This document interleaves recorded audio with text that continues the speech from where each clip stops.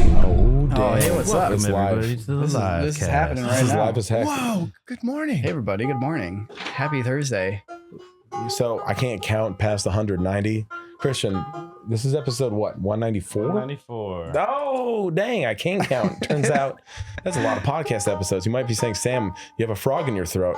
Actually, that's just a figure of speech. You just have a throat issue. Anyways, here we are today. Nick and Nico as well joining us. Yeah, I lost my voice 2 weeks ago, 3 weeks ago. And great. And you replaced it with so AI we're for a next. few lines, Christian and I are right? next. Yeah. Great. It actually worked kind of all right. That's kind of great. Yeah. I was thinking about that, but I feel like it would be hard to do for an hour's worth of talking. So, let's get right into it.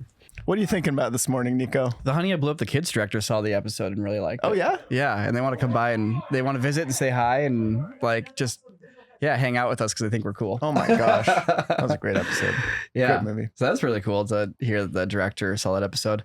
That's You know, great. that does mess with me a little bit with these episodes. It's like, it's VFX artists react to bad and great VFX. And you want some of the sass, you want some of the dunking, but so many people watch the show now that everybody who works on the shots we look at see the show. And that really changes. That really changes how you can approach it. Yourself. You have to steel yourself. It's not like we're saying you're a bad person because of a shot. Everyone has. I've done bad VFX shots. Yeah. And if I were to sit down and roast our own bad shots with you guys, I'd laugh too. We've done it before. It's when you go frame by frame in a shot, you see a terrible gross frame and stuff, and it's it's a laugh. Let's have fun with it. Yeah. So at the beginning of this podcast, I was asking you guys about CineFX magazine. Yeah. And for those who don't know about CineFX magazine, it was the #1 journalistic resource for visual effects and special effects in film since 1982 or 84 or something like that. Yeah. This was the place to keep up with what's happening in VFX. It was every movie had its, or every big movie in Hollywood, which wasn't that many, had its little article in there. Yeah, whenever I'd go to Barnes, because the magazines were expensive, really expensive. So whenever I'd go to Barnes and Noble, I'd always read the CineFX magazine in the stand. And Sam, your dad would get issues of he CineFX. collected them too. Oh yeah, you guys grew up with these magazines also? It was more what Sam did. I just had Yeah. to and you just went I over hang to out Sam's at house Sam's house and yeah, read his yeah. books. Hey, can I see your books? Real Hey quick? man, Yeah. those things are like tomes. They go in depth too. Yeah. They have really good interviews. Yeah, a lot actual of journalism. photography, Yeah. documentation. It's And I'm really surprised. Generally speaking, you can find out how they did any shot in a film if you read the entirety of the article. They so rarely miss a beat with their journalism. Yeah. Which is why I'm constantly surprised with that. The Ghostbusters shot, how learning how there's salt in sand coming up out of the fire hydrant instead of water for miniature stuff. Huh. They covered that. So many weird effects the Star Trek stuff with the torso. Yeah. The Borg Queen and stuff. It's nuts how detailed that stuff is. And But the reason I bring it up and why we're talking about it so longingly is because CineFX magazine went out of business or shut their doors right at the end of COVID. And since then, we have been in a world without CineFX. The reason I bring up CineFX magazine and them going out of business is we run perhaps the biggest VFX show on the internet, if not just in general. And, there's other resources other websites and stuff like that. But the thought of the core of VFX journalism of CineFX going away, do we have responsibility on our shoulders now to carry some of that mantle? And is that way too lofty? I have an aspiration. I see what you're saying. I feel yes, it's true. There is probably no bigger place for VFX to be discussed in an entertainment setting. And CineFX was a bit different because it didn't have the bad part normally, right? It was just good CGI. Yeah, they never dunked on It's pure journalism about VFX. It's let's dig in deep, actually go in with these teams. They'd go in and interview at ILM and actually get, all the core team members. And if you got hit up by CineFX, you're going to put some time into that, to give them good answers and provide materials.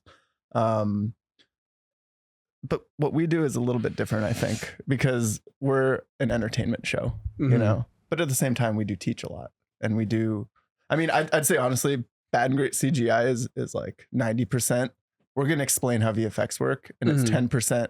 We're going to react to bad CGI. And it's more like magician breaks down how tricks work. Yeah. And to some degree, the bad stuff is like the most fun, I think, in a way, because it's the most cathartic. But honestly, I get more making it from all the really cool magic tricks we get to talk about, like the CineFX aspect of it.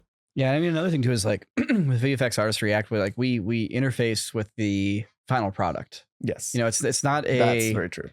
Like when we have a guest on, it's different, but like we're not sitting there and like breaking down each technician's role and how they got involved. And, it's us looking at the final product usually and reacting to it in the sphere of like the art piece as opposed to like the technical work also.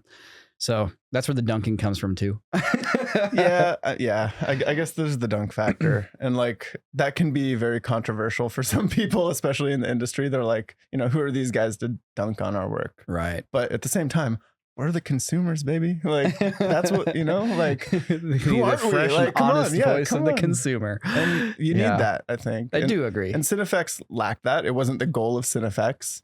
But I think we actually can add a little bit of extra entertainment value there. Yeah. So. And maybe it's also like, we get a lot of criticism just from being online. Like, it's YouTube. Like, you're going to get a whole swath of people reacting to things. I mean, you get a lot of praise too. Like, don't get me wrong. But just like being online, you're going to get a person of every stripe commenting on your videos, and you're going to see that stuff.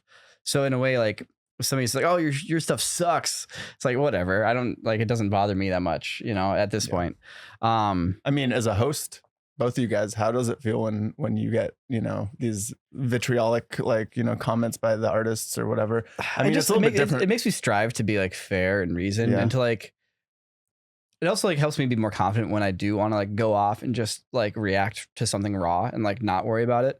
It's like I'll make a point of like communicating clearly more often than not now. Like, here's the mind state I'm in. Here's how I'm going to go at this. And, if that's somebody's work that we're kind of ripping on, ideally we're doing it in a way where like they can either laugh along with us or at least be like, yeah. It's like they're just having fun. I don't know. It's definitely like there's a fine line, like it's reaction to the art as opposed to like criticism of the people behind it, kind of. Yeah. That's kind of how it is. It's like, hey, this is how it made me feel. That's something that like no one can ever argue with you on. Totally. It's like one of those truths. It's like, this is how it made me feel. It made me feel distracted. It made me feel happy, whatever. I try to phrase things like that. And the sucky part for an artist who makes anything, like especially all the VFX artists working on some of the shots that we may dunk on, is like, you of course want people to feel good about it.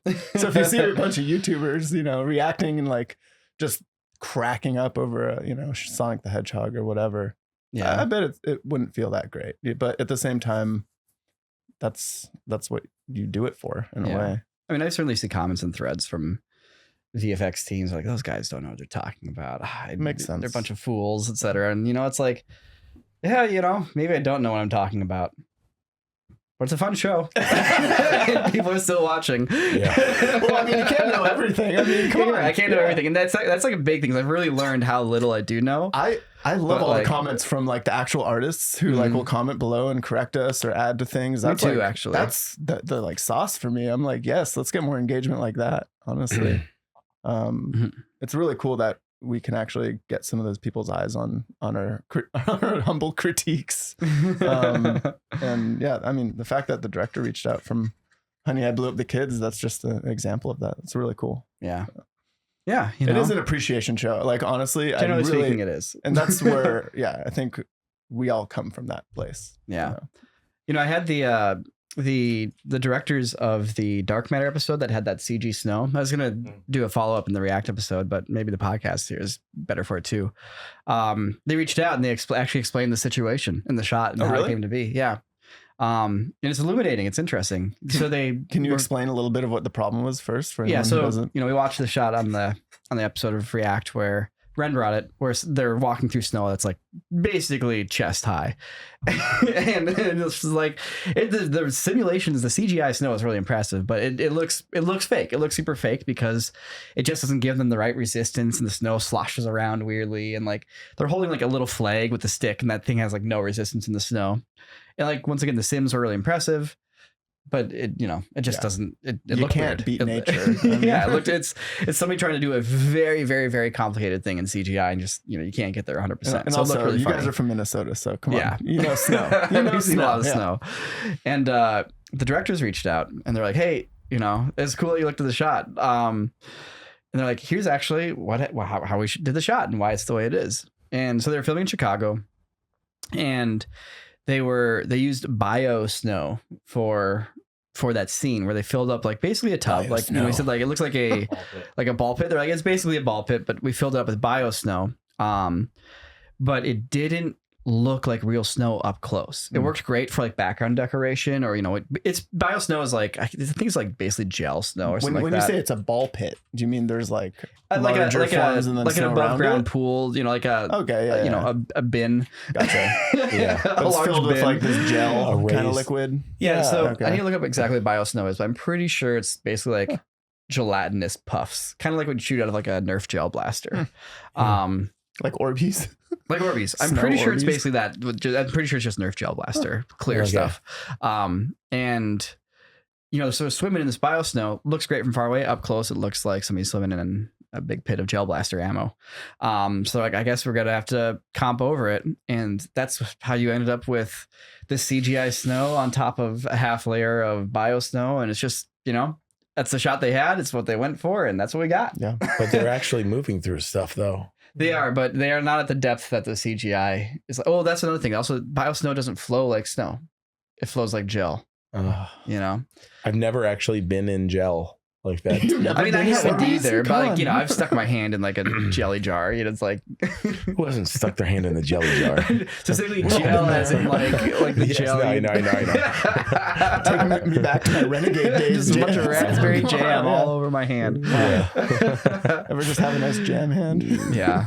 So just one of those things where it's like, we've talked about this in the episode too. It's you're between a rock and a hard place. It's impossible to make it look real, but it is fun and it's funny. And at the end of the day, it's like we're all making entertainment, and you can't take it too seriously. In fact, I would argue you can't take any of it seriously. Even the serious stuff, you can't take it seriously because it's entertainment. Yeah, and I mean, I think the big thing I think about is like when I see the negative stuff out there of like, these guys don't know what they're talking about. Oh, this is all BS.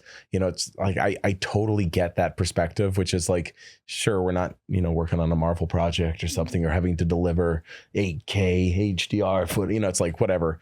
But when you work really hard on something, whether you like it or not, sometimes like let's say it's just got done doing 200 shots for a damn web, and you're like, I'm finally done, and it's finally behind me. And then we come out and we're like, look, check this out. Yeah, open the rooms. Everyone's like, shut up, they don't know what they're talking about. You have no idea the pain. They don't know what we went through to finish all this stuff, and it was really hard. And like, so I get that. No, totally. I mean, I think that's a big part of what it's like to be in that line of effects artists and just totally. Get orders from the top and just be like, you want me to what? Boss says By we gotta, when? Yeah. You want me to change? You want me to redo the snow gel?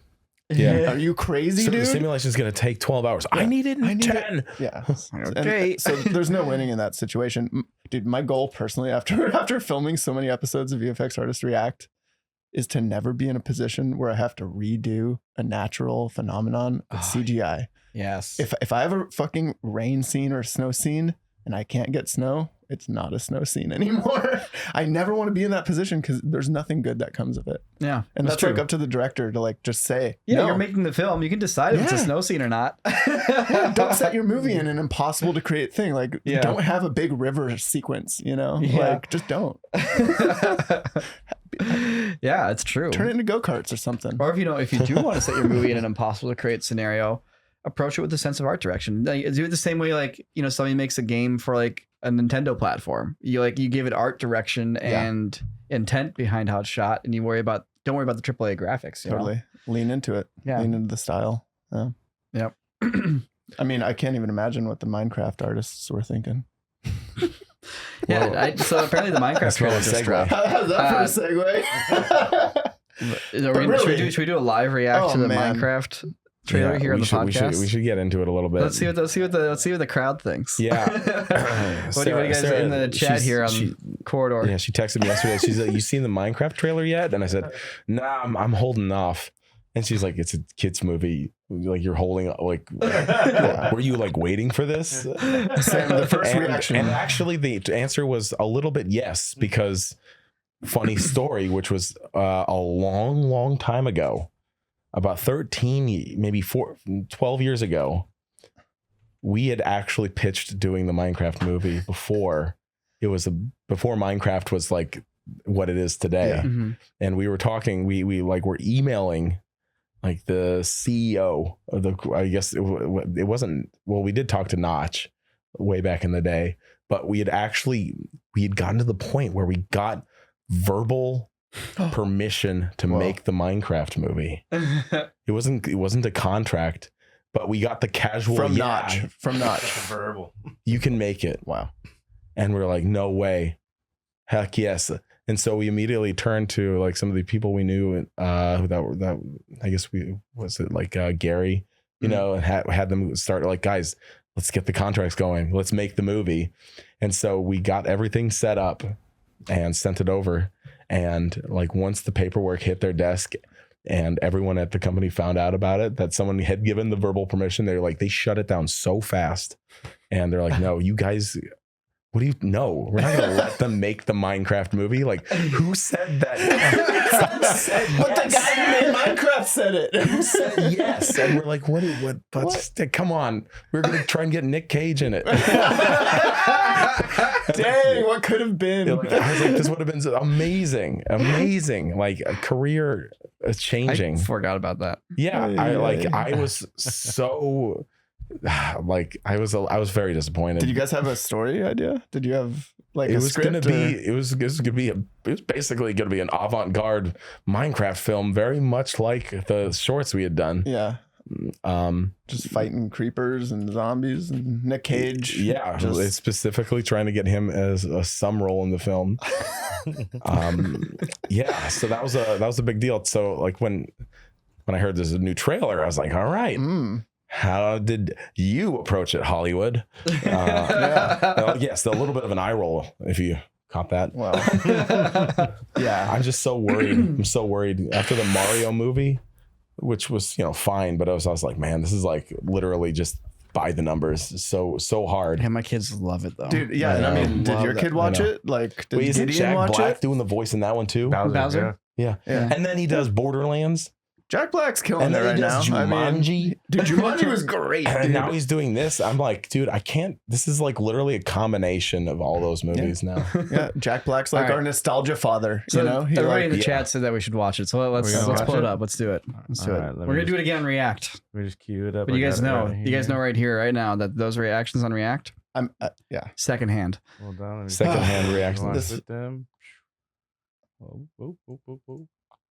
Christian's going to try to fancily set Whoa. up. Yeah, we're Pictures and Guys, we got videos in the podcast now. There we go. Bam. Wow, All right. high tech. Oh, it's right in the middle. Here we go. Heck yeah. Ready? And I got to turn up the volume for you guys. Oh yeah. Okay. Ooh. Minecraft trailer. Oh, I hear A it. square. Oh, they use some Beatles, huh? Hey, I know the band. All right. Whoa. Yeah. Wow. Hey, does that look Great like that game environment. Minecraft that you've played? Ooh. It's weird that they have real people in here. Yeah. Green screen acting. Yeah. Nice one. Yeah. How do you approach this? Like Oof. the hyper detailed squares? I don't know. Just commit to a style already. Come on.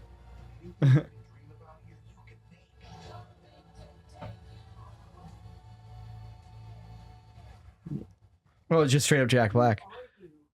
I'm Jack Black.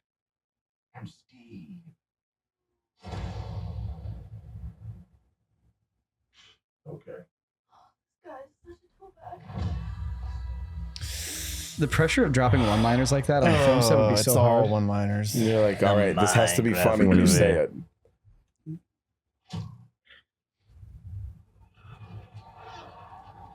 Ooh, a It's like a comedic mobile game pause. ad. Yeah, man. This is some rough I mean, stuff. I'm down with this. The visual VFX. right there. Yeah. I'm down with that. Yeah.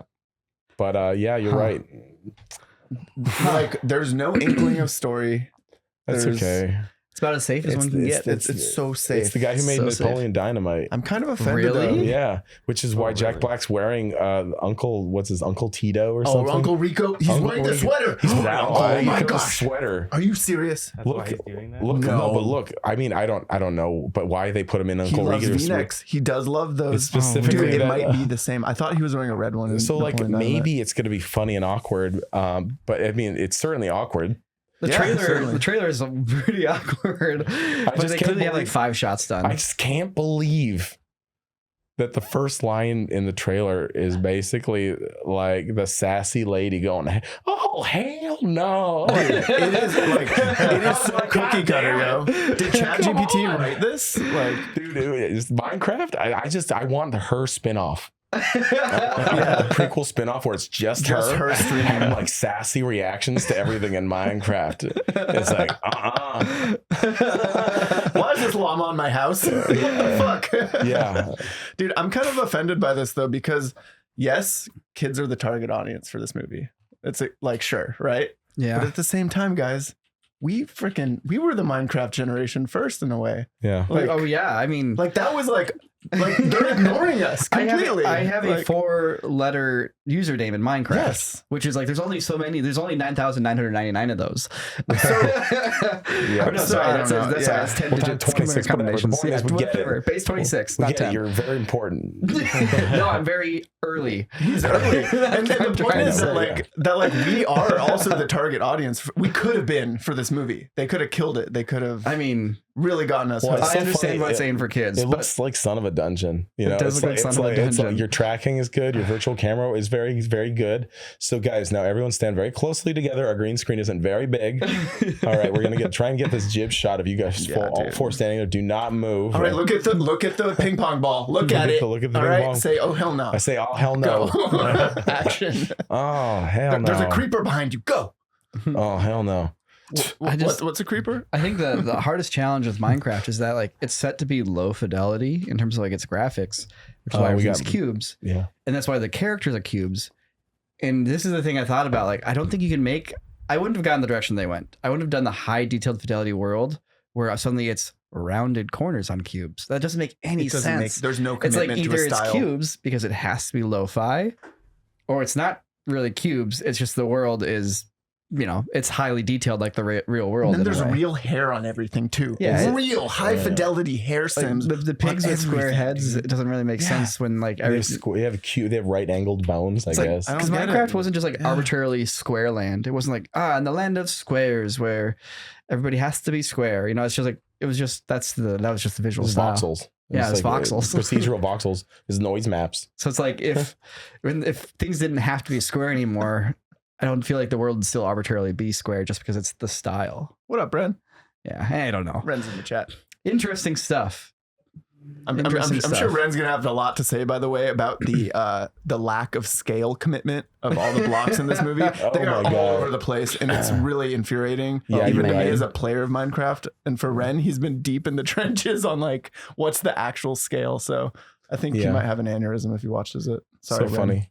Yeah, it is starring Jack Black as Jack Black. That's a very good point. Yeah. It does feel like they literally have so much to say. All caps. That might have to be a video in itself, an addendum to your scale video. Ren. Yeah, okay, come back to another React episode again. Oh man, I do really want to hear what Ren has to say, because Ren has been working on this scale of Minecraft video for the past few weeks now. I'm assuming you guys talked about it in a podcast. Yeah. I don't know. Just kind of hyped it up. Yeah, but basically breaking down how big these cubes are and what that actually feels like in real life and all the good stuff. But like, yeah, we have a Minecraft block in our studio, a scaled Minecraft block, scaled, a life-sized Minecraft block. Yeah, I mean, granted, it's green, but it is the correct size of one block. You would not be able to jump up onto the top of it from a 2-foot hop. Yes, unless you were really, really athletic. Because Minecraft people are kind of big. They're pretty big, dude. Steve's a big guy. Yeah. He's a big boy. He's a very big boy. Or girl. Maybe we have the math wrong. Who knows? I'm sure Ren will tell. The Minecraft movie feels like the Ubisoft games of movies. Does that make any sense? Movies feel like the Ubisoft games of movies Movies these generally days. feel like Ubisoft games of movies. Yeah, we're like, it looks nice, and then you're just like, it's like the equivalent of when it's the bag of chips. You open it up and it's all air. It's a person in a suit asked for the movie to be made, and then more people in suits lined up and found people to make the movie. And it's got that feeling to it. Dude, wouldn't it be sick if Minecraft movie was like, it starts out as like a gritty survival film, like you're alone in the woods and you're just a human, like, what do I do? Yeah, or you have to figure it out. You find your first village, maybe there's another player there, and like you actually integrate into the world, like you actually would play the game. I don't know. People probably want that whimsical escape of Minecraft, like what if it was real? But part of me is like, what if it's just the game and the movie's about how the game changed someone's life? You know? There you go. Yeah. I mean, Minecraft is an open world game. There's no one story to tell in that world. So I just find it kind of weird that they're like, let's make a movie about this really, really open world game where you can literally do anything you want. Let's tell one story in that. Let's really just narrow it down. Also, just a little message here. I know this is present day stuff, but until it's like, hey, you can join Sam's live stream tomorrow. We're actually not going to do a live stream tomorrow because Nico and myself are going to be joining Clint for his live stream tomorrow. That's right. We're gonna be judging. We're gonna be judging his next challenge. The next render challenge. So that will be same people, different channel. Yeah, you'll catch us on the Punisher channel tomorrow. Yes. And boy, those animations that people made are insane. It's kind of it's very crazy that Clint kind of became this like shepherd where he's like, I wish for the world to bestow upon me the sickest renders. Here's Bring the thing. me your renders. And then like the world's best 3D artists are like, okay. Yeah. It's crazy. Cool. It's pretty incredible. How was that judging all those renders yesterday? Very difficult. I can imagine. Very hard. Because I watch it and I'm like, these are all so good. Even like the full compilations are. You have to become the snobbiest of snobs at times, but like ultimately it does come down to that like intuition, that gut feeling of like, did I like it or not? Just simple as that. Yeah. Ren's saying, is judging Emmett a conflict of interest? Actually, it was all anonymous. I didn't even know he had a video in there, but we don't know who made what and with what or anything. Clint only revealed one particular artist because we were like, this is cool. And he's like, yeah. Wait. We probably shouldn't reveal any details. We shouldn't reveal any details. It was cool though. That's all we'll reveal. Yes, it was very cool. Yes. And that's the end of what I had to say. I will say that it's made me realize that any competition with judges is at least half BS. Because as I'm sitting there trying to differentiate between these like, you know, this top 10 of amazing renders, I realized like how much of like my whims, like once everything's at like 99.9% quality, at that point you're within margin of error for anything. So it's entirely up to like which direction the wind's blowing at a certain point. Yeah, it's also it's art, it's communication, and sometimes you say a joke that someone doesn't get, and like the same thing happens with these renders. Sometimes we'll watch them and it's like maybe a ton of people are going to think this is the best thing ever because they get something in it that we might not be getting. Who knows what's going on? It is absolutely subjective, but it is fun having to make that hard call of being like, all right, here's 100 renders, and then now we have to like kind of have a small debate over these top 5 basically. And it can't be like, oh, I just liked it. It's like, no, you have to actually kind of make a little bit of a case here and there. Yeah. So in other words, it's really cool. If you've won a competition, that's awesome. And if you've lost a competition, don't get too down on yourself. Yes. If anyone else is doing render challenges, they are officially piggybacking Clint now. Yeah, that's it. Yeah. He kind of owns. Carmichael's in the chat dropping some knowledge right here. He says to be nominated to win is far more valuable than winning. I think there's some truth to that for sure. It's the acknowledgement of, hey, this is valuable. Yeah. And like, that is art. Not everyone's going to like it, So. Nope. Wise words, Carmichael. Wise words. That's really cool though. I can't wait to see this one. I love how everybody's hanging out. Everybody's hanging out this live stream. It's great. Yeah. We got Rand, we got Jake, lots of blue names in the chat today. Yeah, good times. Wait, is my name blue? I'm gonna test it out. Yeah, your name's blue. Yeah. Anybody officially a corridor has a blue in corridor look at logo. that. Ooh. Wow. Grover. Oh, what's up, Grover? Grover. Thank you. Doing God's work. Yeah. Have any of you guys played the new Space Marine game? No. How about people in the chat here? Just call game you Space say? Marine? Warhammer 40K. I think Space Even Marines Spencer's here. too. Oh, Spencer's Spencer's here. here too. What's up, Spencer? Smoke Hey. aliens with your freaking bolters. Just freaking, that's cool. The hack is coming from inside the house. We have more. We have a pretty big couch here. You guys can guys maybe wanna, just like, come be on here in the room. in? Just actually, let me cycle it back. Maybe it would be fun to actually do a live stream with you guys. Maybe come over sometime. Maybe come over, hang out. We can do a podcast. Yeah. Anyways, it's a new Space Marine game, really pretty. But have you seen footage from Black Myth Wukong? It looks amazing. Holy crap! That's like the Unreal Engine 5 demo, but just as a game now. There's an opening fight scene where they're fighting like in like a cloud world. Yeah, it's cool. It's the Unreal Engine next gen stuff finally hitting. It's so cool to see it. That was the other thing too with this render challenge. So many of these renders, they're like, granted, lots of work is happening outside of Unreal, but like Unreal's being used as like the main renderer for a lot of these things, and it's like blowing me away. I'm so happy. Yeah, it's weird seeing like something coming out of a video game that looks like a high-end animated film, like truly like oh, this is like from Illumination Studios, and like, but this is running on like my computer. Well, oh my God, look at that. You close it down and then you turn on another game on your Nintendo Switch, which was made 10 years ago, which looks like it came out on like the PS2. And it's so weird going back and forth between those two, where it's like, wait, this is what you guys are talking about? You're going to like, this is can you not go to the best demo right here. Is there like a area with more light? This looks like just like your normal like kill big monster game. Like try Black Myth Wukong opening. The Scorpion Lord boss. That looks dope down there. There's got to be some cool dust The Scorpion Lord boss battle. All right. Let's take a look. I haven't looked at it too much since it actually has been released, but all like this stuff coming out. Yeah, it's pretty nice. Oh, it's PS5. Yeah. I mean, although it looks like, it's PS5, so the graphics are kind of bad. Yeah, I think the PC's got the crazy. You want to see if there's any PC gameplay? Yeah, I can try. Anyways, maybe a good GPU. These render engines are getting crazy with nanite and everything else. Sweet. How long do you think it is until we just have environments in games that are just photoreal where you can't tell? Not that long. We'll be there. Well, here's the thing. It's like these. 6. I don't know. Do you guys remember playing Halo 5? Did anybody play Halo 5 single player here? Played it a little bit on Node. Oh yeah. And how it's basically just like art corridors of the game. Like you come around a corner and it's like it's basically a long hallway with like canyon walls, whether those canyon walls are built out of like buildings or, actual canyon walls.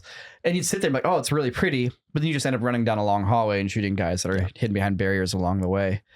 And like that's the thing with like crazy graphics, is that because of how you kind of have to build it, you have to have constrained worlds a little bit, and it kind of ends up becoming like art corridors. But with like Not procedural generation, I feel like we can like have the best of both worlds. Definitely. Well, that's what's so crazy about Elden Ring. It's like Elden Ring, you walk to like any point you look around, you're like, this is a magnificent view. So beautiful. They must have crafted the game to give me like, to put me here. And then you walk 100 feet forwards and come to another corner like, oh, no, this is a magnificent view. I guess this is actually where I was supposed to be. And then you go a little bit further like, oh no, this is a magnificent view. And like, no matter where you go, that game is beautiful. Like Elden Ring is, everyone knows Elden Ring is a masterpiece, but yeah, that's so impressive. Yeah. Guys want to see some sick environments? Check out Kingdom Come Deliverance 2, bro. I'm super amped for that. I'm so amped. I can't wait to be Henry again. Oh, dude. I've been waiting for the day I can live in Henry's shoes in Dude, 1400s.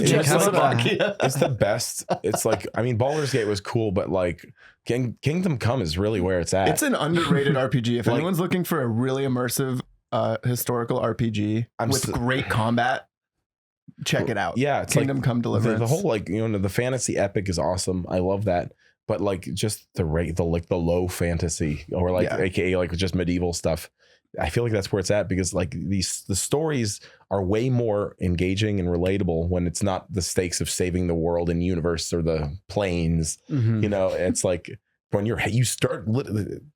Did you ever play Nico? Did you ever play Kingdom Come? I've watched you play it a little bit. Okay. But yeah, no, you start as like literally just like this random guy who lives in a hut and you go from there, and it's like perfect. It's like, you don't matter. You're just a guy. And you literally have no combat skill, and you really have to hone it. It's like, like the combat is very like realistic in that it's all about parries at the right time, ripostes, making your attack, your distance, your spacing. It's like a real sword. It's pretty you really cool. feel like you're like It's in cool. the ring. I've been playing Half Sword a little bit. Have you guys Half heard of Sword? Half No, Sword? I've never heard of that. Half Sword's like a full physics based dueling game. Okay. It's really cool. It's third person. Christian, you type in Half Sword into like the video thing, but like, you know, you can switch your like grapples and stuff. And when I walked up to a guy with like a pole arm and I did double hand and like got his head in my arms and started trying to throw him down to the ground, I was like, wow, this combat system is unlike any other like dueling game that I've played. Interesting. I wonder how that works in third person, because I got something to admit. I will never be immersed in a third person game. I never will. Really? I can't do it. What am I looking for? Like you're so far removed from the character. Yeah, I that's just it right feel there, like Christian. Which one? Any of those? Any of these? I mean, yeah, that's all Half Sword. Yep. Oh, okay. That looks cool. So it's purely just like right now, it's just like the fighting engine. And this is the problem. Like, this is the thing I I don't need know. from video Yeah. games now. It's like, I can't have it be the same like combat system that I played a billion times just with different animations. Like, see how You janky got- this looks in third person though? Come on. How yeah, can but you it's so fun. be Like, immersed in that? I need real systems like this. I need actual Play Kingdom like, Come and you'll have it. gameplay. I guarantee It's cranked you. up. He just picked him back What up. is this, dude? Are these guys drunk? This guy is not putting on a very good show. See, I knocked a guy down in armor, broke his leg so he couldn't get up, but he's still in his armor and still alive. So I had to line up my sword to a spot in his armor as an opening and push it through. These guys It's like that's medieval combat. Yo, they got the same UI menu screen as Kingdom Come do it also. Like it's like a wooden church where Henry's in the middle. Man. Yeah. And you know, Nick, before this podcast, you brought up VR gaming. Oh wow, look at that murder. Yeah. And like, Dude, put And me what in this game happened- as VR. what happened to VR gaming? They're still working on it, Nico. Still working Yep. on it. Yep. It's They're kinda- still working on it. You know, we all thought VR would be the coolest thing I called ever, him up. but it's like it's kind of for hardcore gamers only. Yeah. Just so you guys know, only hardcore gamers play VR. But more specifically just- because like you have to go out of your way to like be physically active and to like put gear on. That's the thing.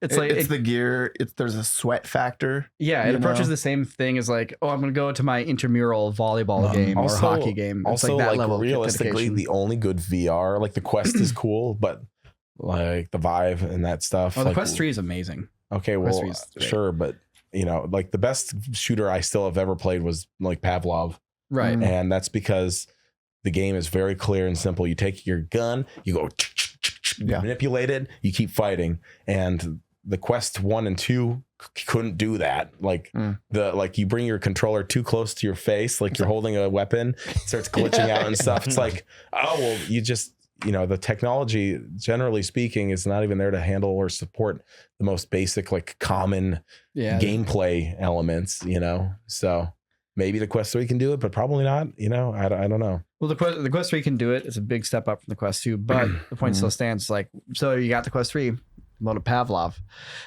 You know, it's like Yep. there's not like you still need good software for these things, and there's just, you know, VR games development kind of stopped. I feel like 3 years ago. Though there's that one game that your dad is working on. Yes. that looks amazing. Yes. Saints and Sinners. So that Yes. same company, my dad's now working with them as one of their art directors, and they're working on this like game. The name escapes me. I sent Yeah. you the trailer. It's in looks the so text. cool. It's Dude, it's like Attack on Titan mixed with like Viking warfare, medieval combat. Yeah, it's like Blade and I'm holding Sorcery out hope combat for but- that. Yeah, and there's like a lot of grappling mechanics, like these huge giants you have to take down, Yeah, and like their games have been historically pretty solid. So I'm really looking forward to what they're Yeah. gonna make. That's cool. So it like people are still working on really cool stuff. It's just like, is there a player base for it? You know, like are there enough people who want to get sweaty every day yeah. to keep a game alive? You know, That's tough because I Um, feel like that's the opposite of like the gaming crowd actually. I mean, when we play VR, we still play the same old game. We'll go into like Pop pop one. one and Yeah. just like, you know, pop a couple off, and like that's Pop super One's a really functional. well made game, you know. It's so well made. So there are gems, but in terms of like story based games, it peaked at Alex for sure. Yeah. Like, did you guys play through that one? I actually stopped. Still halfway never through played it. Alex. It was the first experience I had with VR where I was like, I'm losing myself. Like, I'm really in this world, and it felt really good. But then I never found that again. Yeah, So I've kind of like lost hope. So I'm waiting, and I feel like a lot of people I talked to are the same way. That game was like so well done immersion wise. It didn't feel like you were just going down a hallway. Felt like actual Half-Life 2. yeah. And the world was so rich, you forget you're in it, which was really nice. Yeah. But hey, not every game can be Valve with a, Isn't it crazy that we live in a post VR society? Like VR came and it's kind of went just a little bit. We will have the second coming, Nico. Okay. I'm sure we'll get augmented reality. Yeah. But I fired up, I jumped into, so remember when like Meta was pushing the metaverse super hard? They thought it was the next big thing. Mm-hmm. And like, no one was really ever like explicit on what the metaverse is, because really all the metaverse is just another video game. Like that's really all it is. It's like Facebook is trying to sell a video game as a concept. They're trying to pull a Star Citizen, Yeah.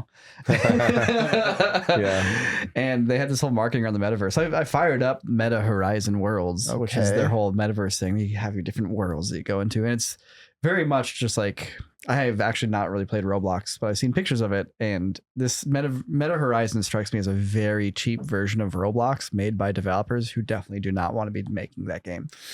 And it's weird to go into a place where it's like everybody did the absolute bare minimum to not get in trouble. And it's so weird to play a game like that where there's billions of dollars spent on this, and you're like, everything is so phoned in and like made by committee, because not a single person wants to put themselves out there, that there's like no personality in any of it. Or there is, but it's like, it's that formulaic AI personality that you get when you just distill everything to an average. Yeah. It's weird. It's so weird. And I can't believe that Facebook actually thought that this would be like the next big thing. I keep calling him Facebook. I'm going to keep calling him Facebook. I feel like give it time. I just don't know. Like your kids seem like they're playing augmented reality games. I mean, we were over there doing the D&D campaign, and your daughter was going around shooting aliens coming out of the wall and stuff. So I don't know. Maybe it's just us, but I feel augmented reality will be the way. Like, but we're not at a point yet where a computer can just like automatically scan your world around you, and like we feel like we're at that point. We're like, oh yeah, I just put these goggles on. I should know to put things on the floor and that there's a door right there. It's like it doesn't, and like that software does not exist, and like there's not really any standardized system for any developer to like use. So anybody who want to incorporate into their game like basically has to invent like computer vision first, like in making sure that your cameras on your headset can actually like map the world. That's not an easy thing to do, and no developer Sam knows that well. He's been in computer vision for the last couple of weeks. Yeah.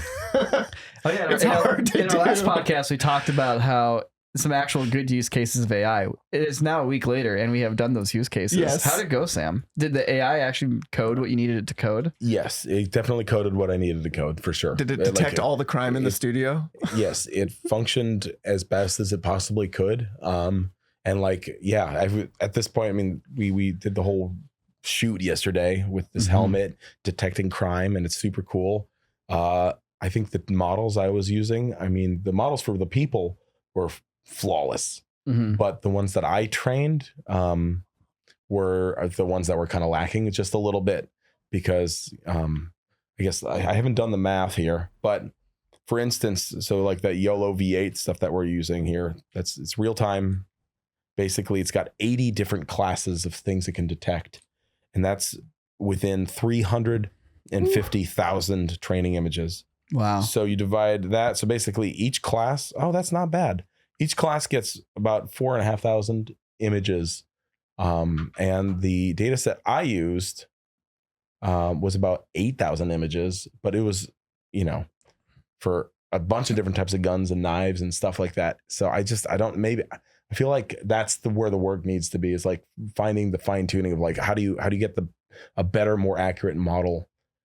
Because So I'm curious about these data sets. Did you get in there? Are the pictures of guns isolated guns, or is it people holding them? It's all sorts of stuff. Different poses and stuff? It's both. Because I noticed it was struggling with the poses. When you're holding a gun in one pose, it's like, boom, crime. I don't know. It's because I tested it. It could be the camera too, / lighting conditions, / motion blur. Yeah. Because like when you use it with a webcam and it's static and I'm just there, it's like, it's working perfectly. But the moment it's a head mounted camera and we're like looking around and stuff like that, I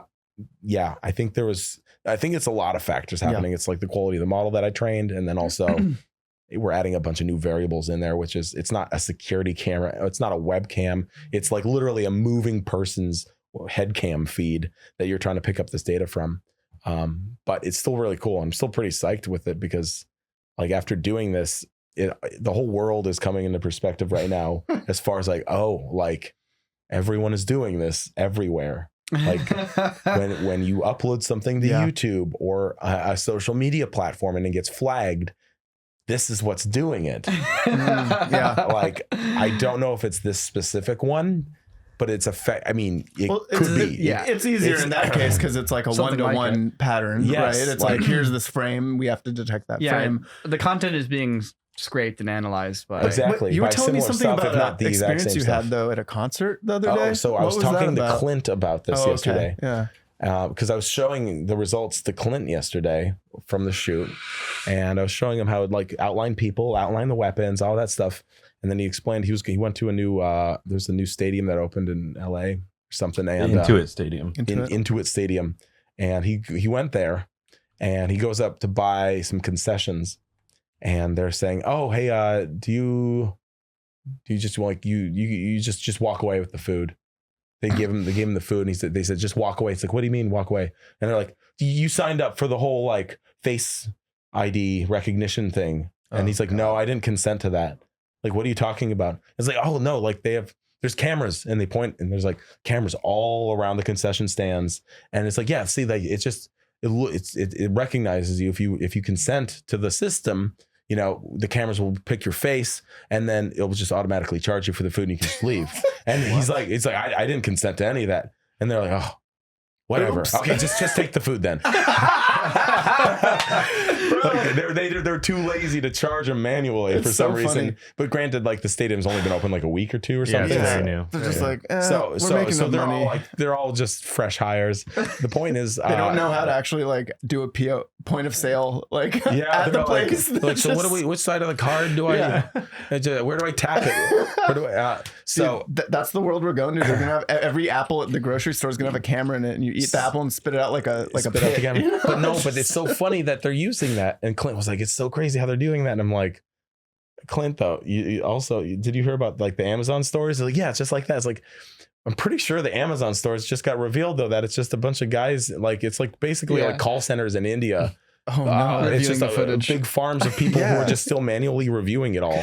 That didn't work out too well for him. Huh? Like, you know, like it's like the technology still works in theory, but it's not perfect. But once again, it's still using the same kind of stuff. Dude. It's the same types of real time, like AI based subject detection, where basically you have a model that would be trained on, for instance, a whole rack of different snacks on a shelf, and using the same type of system that I was designing for the weapon. My system was simply saying, dystopian. If the weapon is overlaid with the person, that means they are together and one person's holding it. So the idea is that if you have you can train models on different types of boxes, food, with anything. And so it's like these jelly beans, you pick them up. The system would, like, just like my system, would say, oh, he picked it up, charge him the money. And it waits until potentially that person puts it down, or, you know, or whatever. It's just all image based stuff like that, where these cameras are just using AI models that are trained on all these different foods in the store, and then detects a person, tries to probably uses real-time facial recognition, where it takes an instant snapshot of you as you enter the place, and that's how it's actually tracking you throughout the store. And that's one of my next things I want to try out, is the idea of like, all right, we have a camera, a feed, and a person walks in front, and then another person walks in front, and can the computer know that was a different person? And especially when the first person returns. And I'm pretty sure that stuff is just as easy to get an AI to code for you as the system I designed so far. Or you just use like an army of people in another country watching. Oh yeah, and then if you want to bring it to like commercial use, that's when you hire the call center. That is to people to manually review stuff. It's literally the most dystopian thing in the world. It's like some Metropolis shit, honestly. Like, you have people just down in the depths turning the gears, all watching a bunch of Americans so they don't have to reach for their wallet when they buy a snack. Like, how fucked is that? Well, I know, but then there is some practicality to it, which is like, okay, well, what's the minimum wage in California for a cashier? And then, like, how many people how many people can we hire in a foreign country to instead just watch camera feeds and verify what this person's buying, and then we'll have the AI system do the rest? Like, they probably still use the facial recognition stuff. But yeah, it's like, how many virtual cashiers can we hire for the price of one American one? I think that's the actual cost benefit analysis that they're making. And then they tell like the everyday consumer that we're responsible for all these issues. But so that's the thing. I mean, I'm not gonna lie. Anytime I go to automated systems like that, I totally make it a point to see what I can get away with. Yeah. And I'm not gonna like, I'm not like trying to commit crimes here, but it's just like, it's like when you push the work to my shoulders just a little bit here, you know, in a weird way, I feel like there's a reciprocal, like, oh, well, if the effort's on me now, then I need some payment, whether it's like, you know, what? It's like, I'm not, yeah, it's like I don't know, like, oops, a candy bar. Oh, didn't get scanned. Hey, too bad. It is your right to experiment with these new technologies. It's like, you know? I think it's worth, it's kind of like that book. I keep thinking about that. Like I saw someone on Instagram was at Home Depot and they go to the self-checkout register and there's a camera facing him saying, "You're being filmed." And it's got the same OpenCV stuff on it too that we're playing with here. It's like the same crap, which is so funny because I'm like, bro, like that takes a day to code that security camera feed. It's like, it took a minute to do that. And you're saying that's what's protecting your store? It's like, who tricked you into thinking that is going to provide any amount of security or like accountability? I guess we'll see if it does. I mean, it's also new. Yeah. And some data on it.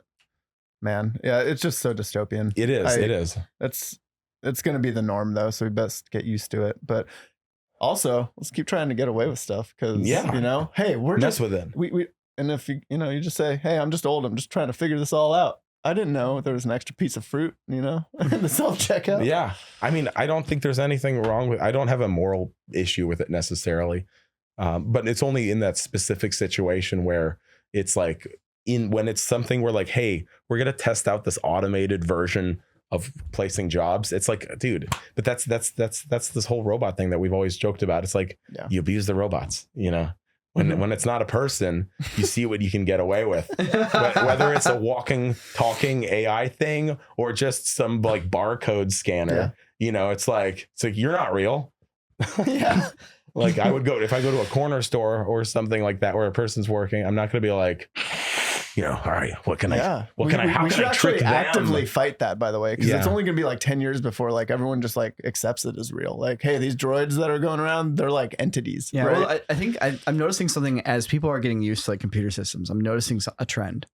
People don't want to engage their like human energy and time with something else if it's not somebody else's human energy and time. Like if I'm going to call a company to like figure something out, I expect another human being to have to spend as much time communicating with me as I'm spending communicating with them. If I'm going to burn 10 minutes of my life, you burn 10 minutes of your life. Yeah. You know? Yeah. You don't get to like shuffle my 10 minutes of like your 10 minutes of burn off to a system so you don't have to waste your time on me. It's like, and that's the thing. Like people expect that if they're going to engage, that another human being is engaging back. And that's what we kind of demand.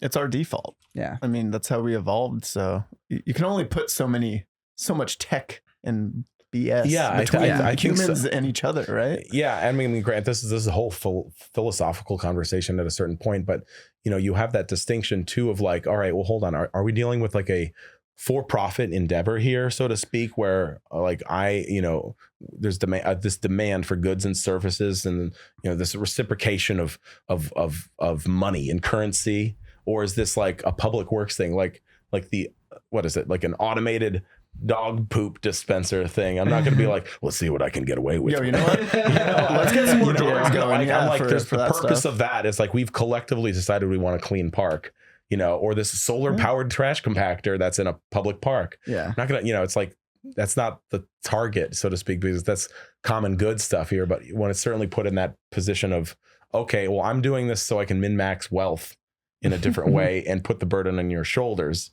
It's like, I'm like, okay, well, like that's where we play with this because the whole reason I went to this corporate place or the store or something like that is to get a burden off my shoulders already. Like, oh, you want to min-max? We can min-max. Like I'll min-max. Yeah, exactly. I'll min-max. Exactly. So yeah, it's great when there are tools used to remove tedious things and monotonous things and remove like people. We don't want people to have to be machines. You know, you don't want people to have to be just mindless robots. That sucks. It does suck. Yeah. It does suck. But that's the world we live in, guys. Yeah. Get ready. Brace yourselves because it ain't going to get any better. That's for sure. We'll see. We're just going to have to filter it. The world's been consistently getting better every year.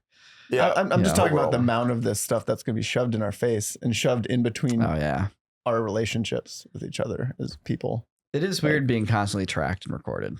Yeah. And everybody's just like, I guess we can't do anything about it. We already are. Yeah. Well, don't you see? Turns out Gen Zers are turning towards flip phones now. Somebody read one thing on Twitter. Exactly. Some guy. I don't think some I'm guy ready. Floating on a green screen on TikTok is like, Gen Zers are going. Gen Zers. Yeah, I know. I'm not ready to talk about the post-social media world just yet, but I think we did kick it off pretty well in the last one, but I still have to think about it a little bit more before we can do a true deep dive. We can talk about the post-mass media social world as our outro on this podcast. All right, let's do it. So take a company like Bon Appetit or some other Good Housekeeping, some other giant megacorp owned by Condé Nast or whatever. Yeah. Another multi-billion-dollar. In the past, you're like, I want a recipe. I guess I'll go there. That's their big signs is basically, food and recipes. They're just like CineFX for VFX, somewhere I need to go. CineFX for meals. And that's because getting that stuff out there, getting that information out there, it was hard to do. You had to print and publish and all that kind of stuff and produce. And now it's super easy. Everybody can, film things and print things, you can get stuff out there. And the traditional industry is collapsing because when somebody goes, I want to look up a barbecue recipe, you can go to your giant corporate recipe collection where you got ads, or you can go to a man who's outside by his barbecue that he spent a year building with his bare hands. And he's got a sauce belt. And this is something Freddie's been talking about. Like you're gonna turn to that. When we have conversations, Freddie and I, but that is as long as Google doesn't basically scrape his video and then basically spoil all the content for you on its search engine before you even click there. That is technically illegal. It is technically illegal, which is why they stopped doing it. And instead, that's why they've replaced it with their AI model, because that's their loophole, which is rather than lifting directly from articles or videos, now they can just train their stuff on these things. Yeah, but and then now the AI has said it, and they're like, no, we didn't lift it from a video. But yes, our AI is trained on a variety of sources.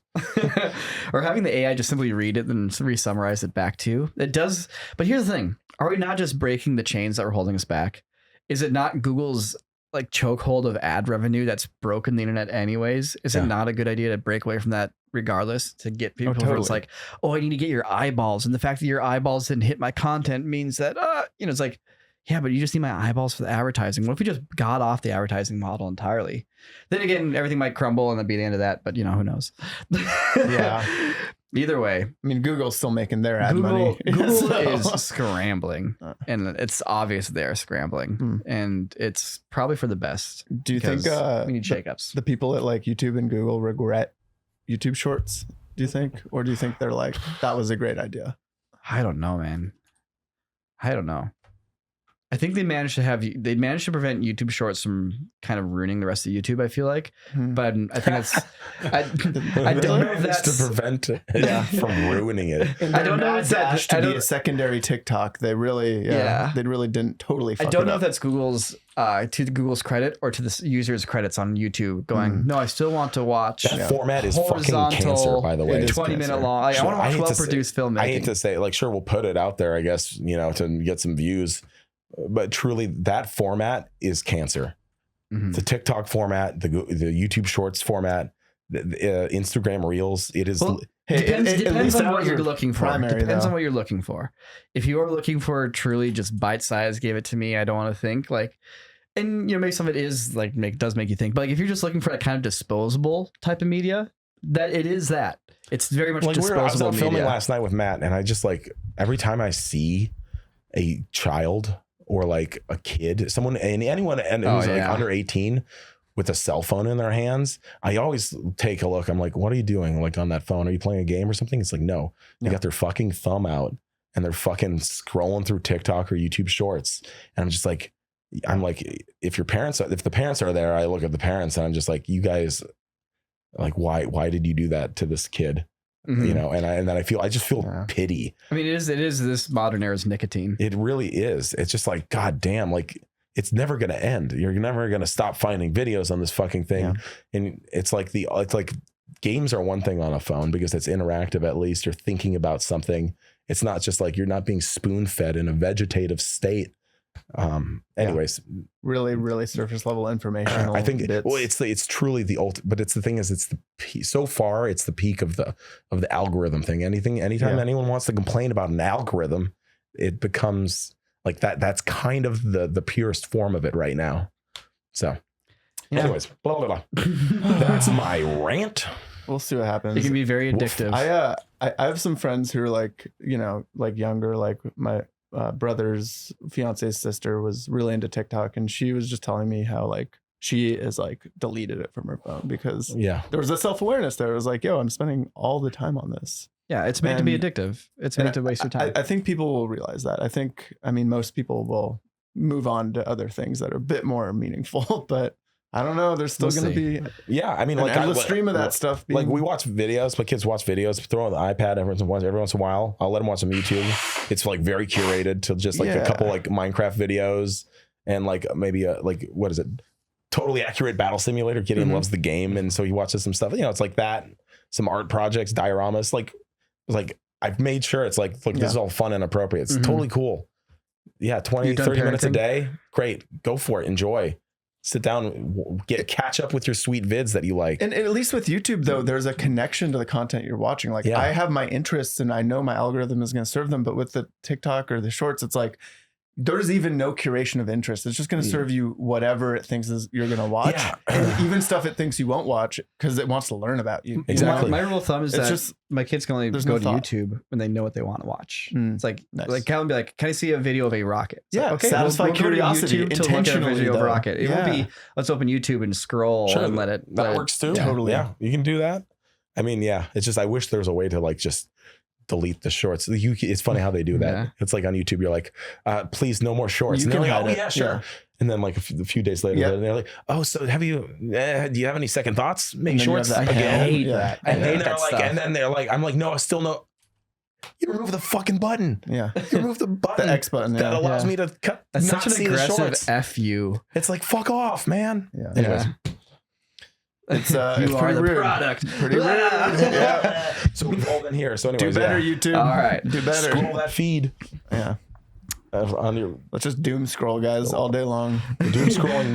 That's in the 1300s. A doom scroll was very different. Let's bring back the OG doom scroll. The OG doom scroll. You unfurl it, and all the text nail it to a door. It's all in a church. Yeah. And you're like, oh damn, that prophecy. And you're like, that is dooming. I'm doomed, dude. Yeah. The skin is still fresh on my scroll. Wake up to tonight. Oh, I've been doom scrolling. I'm like, no, dude. Yeah. I told you to stop worshipping the Dark Lord. Yep. Back then, dude. Back then, the twins would doom scroll. Dude, once you start writing the glyphs, you're hooked. Those glyphs. Yeah. They just feed into your all your desires immediately. Yeah. I just need my scroll, man. I can't wait for Generation Omnicron to like be fully committed to like full like wired existence. Think we're gonna be back to the I think Gen Omega is definitely next. Yeah, and we'll. Do you think they will return to Monkey? Well, the Gen Z and they're like Gen Alpha, and then obviously Gen Omega has to be next now. But then Gen Omnicron. They've gone from Z to A, so they're implying that's alphabetic. So next would be Generation Beta, but what comes after that? Like, well, here's the thing: is A the first? Yeah, A is the first letter of the Greek alphabet. I mean, what word from we should just make up new words. We look at Generation Gamma, Delta, Epsilon. Are you ready for the Mordor weekend? LA's Mordor weekend. Oh, yeah, it's gonna be like 110. Yeah, is it? Yeah, this weekend's depending on where you are in LA, it's gonna be really beginning of September. Hot. Yeah, dude. Wow. I remember in 2021, maybe I was going swimming, and it was like 110 out. I was like going to go to the Rose Bowl like swimming pool, and I was like, okay, here we go. It's 110 out. Let's get some pool time in because this is the hottest day of the year. This sucks. And so we're all in line, and then we hear in the distance. And we look over, and there's like thunder and like lightning happening. I'm like, it's like this is Mordor. This is Mordor. This is Mordor. This is actual Mordor. And there's lightning, and so they close the pool. No, I don't want to bathe in the lava. Yeah, we got like 103. That's gonna be pretty hot, but we can make it. Today's a hot day. Today we hit 108. No, what? In Glendale, actually. Oh my gosh, yeah, it's hotter there. Yeah, it's hotter up in Glendale. At least we're not in Vegas where it's like 115 every single day. Why is there a city in Vegas? A good question, man. Why do people live there?